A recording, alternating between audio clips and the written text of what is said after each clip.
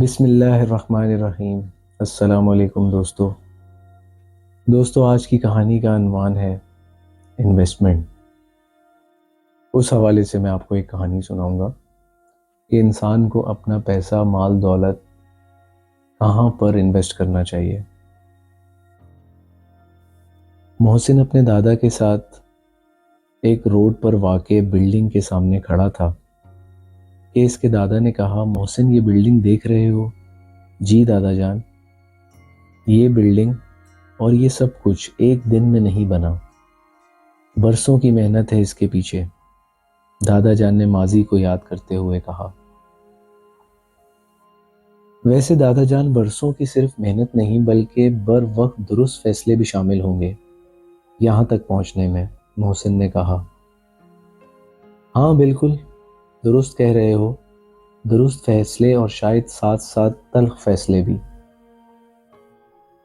تمہارے پردادا اور میں جب ہجرت کر کے آئے تو ہماری جائیداد، مال و دولت وہیں پر رہ گئی اور کچھ سونا اور نقد رقم بھی تھی، تو وہ راستے ہی میں خرچ ہو گئی۔ اللہ اللہ کر کے پاکستان پہنچے تو یہاں پر ایک آزمائش کا منظر تھا۔ یہاں تو ہم اس لیے آئے تھے کہ اسلام کے سنہری اصولوں کا پریکٹیکل یعنی عملی مظاہرہ کریں گے اور دنیا کو بتائیں گے کہ اسلام ہی میں انسانیت کی بقا ہے۔ اسلام کے علاوہ کسی عزم اور کسی نظام میں انسانیت کی بقا نہیں ہے۔ ہاں تو میں کہہ رہا تھا، اللہ اللہ کر کے پاکستان پہنچے تو یہاں پر ایک آزمائش کا منظر تھا۔ جگہ جگہ کیمپ لگے ہوئے تھے، مہاجرین کے لٹے پٹے قافلے آ رہے تھے۔ یہاں تو عزت کے ساتھ 2 وقت کی روٹی کا معاملہ بھی بہت مشکل نظر آتا تھا۔ محسن بیٹا، یہ وہی سڑکیں ہیں جہاں میں کندھے پر اخبار رکھ کر بیچا کرتا تھا، آواز لگاتا تھا، اخبار لے لو، آج کا تازہ اخبار۔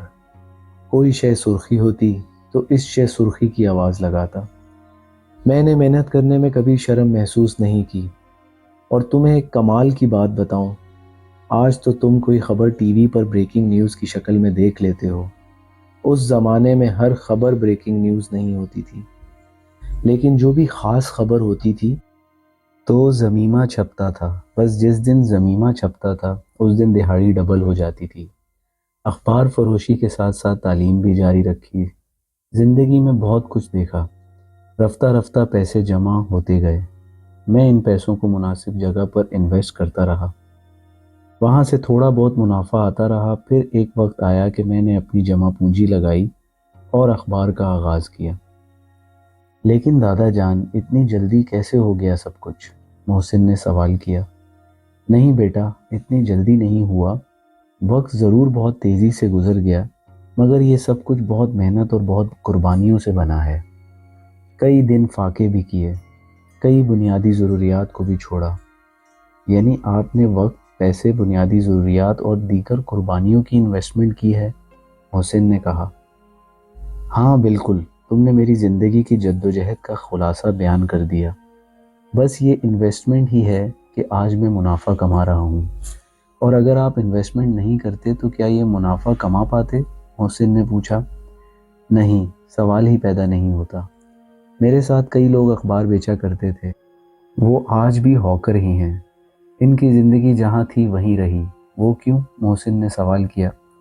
کیونکہ انہوں نے انویسٹمنٹ نہیں کی، دادا جان نے کہا۔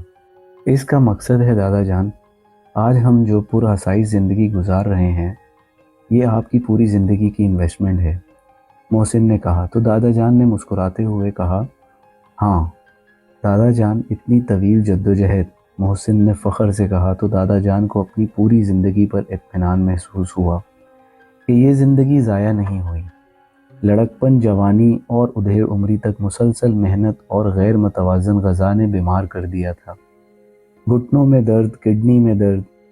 دادا جان، اب آگے؟ محسن نے پوچھا۔ اب آگے کیا؟ اب تمہارے بابا اور چاچا کا ہے سب کچھ، اور ان کے بعد تمہارا، اور آپ؟ محسن نے سوال کیا۔ ہمارا کیا؟ اب تو ہم نے قبر میں جانا ہے۔ نہیں دادا جان، ایسی باتیں تو نہیں کریں، محسن نے کہا۔ ارے دیکھو بیٹا، بچے کو جوانی کا آسرا ہے کہ جوانی آئے گی، جوان کو بڑھاپے کا آسرا ہے کہ بڑھاپا آئے گا۔ بوڑھے کو سوائے موت کے کس کا انتظار ہے؟ ویسے تو موت کا کوئی بھروسہ نہیں کب آ جائے، لیکن دنیا میں یہی 3 سٹیج ہیں: بچپن، جوانی اور بڑھاپا۔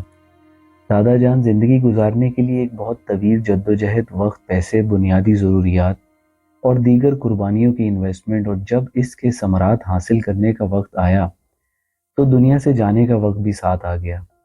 جہاں جائیں گے وہاں کے لیے بھی کچھ انویسٹمنٹ کر لیتے، محسن نے کہا۔ تو دادا جان لمحے کے لیے سکتے کے عالم میں رہ گئے۔ میں نے محسن پر ایک نظر ڈالی، معلوم ہی نہیں چلا کہ انگلی پکڑ کر چلنے والا بچہ اتنا بڑا ہو گیا کہ مجھے بتا رہا تھا کہ انویسٹمنٹ کہاں کرنی ہے۔ کچھ ہی دیر پہلے کی تو بات تھی، میں سوچ رہا تھا کہ محنت ٹھکانے لگی، زندگی ضائع نہیں ہوئی، لیکن ابھی چند منٹ کے بعد ہی یوں محسوس ہونے لگا کہ انویسٹمنٹ تو کی نہیں۔ میں اپنی کیفیت اپنے پوتے پر ظاہر نہیں ہونے دینا چاہتا تھا۔ میں نے اپنی کیفیت کو چھپاتے ہوئے اپنے پوتے سے سوال کیا، پھر مجھے کیا کرنا چاہیے؟ دادا جان، اللہ تعالیٰ قرآن میں بیان کرتا ہے کوئی جو اللہ کو اچھا قرض دے تو اللہ اس کے لیے اس قرض کو بہت گنا بڑھا دے گا، اور اللہ تنگی دیتا ہے اور وسعت دیتا ہے، اور تم اسی کی طرف لوٹائے جاؤ گے۔ تو دے دیجئے قرض اللہ تعالیٰ کو، وہ کئی گنا بڑھا دے گا۔ میں آپ کو ایک بہت خوبصورت واقعہ سناتا ہوں، محسن نے مجھ سے کہا۔ دادا جان، اللہ تعالیٰ کی راہ میں خرچ کیسے کرنا ہے یہ تو ہمیں صحابہ اکرام رضی اللہ تعالیٰ عنہ نے بہت اچھے طریقے سے سکھایا ہے۔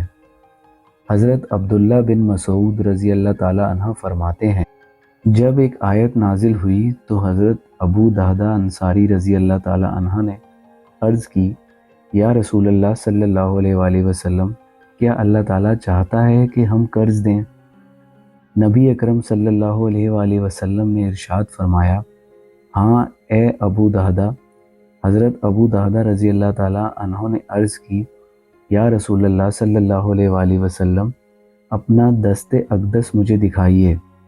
حضرت ابو دہدہ رضی اللہ تعالیٰ عنہ نے دست اقدس تھام کر عرض کی، میں نے اپنا باغ اپنے رب عزوجل کی بارگاہ میں بطور قرض پیش کر دیا۔ حضرت عبداللہ بن مسعود رضی اللہ تعالیٰ عنہ فرماتے ہیں، ان کے باغ میں 600 کھجور کے درخت تھے، اور دہدہ اور ان کے بچے بھی اسی میں رہتے تھے۔ حضرت ابو دہدہ رضی اللہ تعالیٰ عنہ آئے اور انہوں باہر سے ہی، اے دہدہ، انہوں نے عرض کی، لبیک، میں حاضر ہوں۔ حضرت ابو دہدہ رضی اللہ تعالیٰ عنہ نے فرمایا، آپ اس باغ سے نکل چلیں، کیونکہ میں نے اس باغ کو اپنے رب عزوجل کی بارگاہ میں بطور قرض پیش کر دیا ہے۔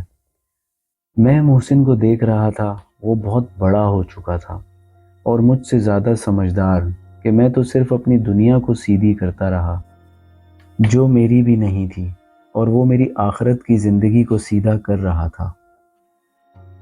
خدا حافظ۔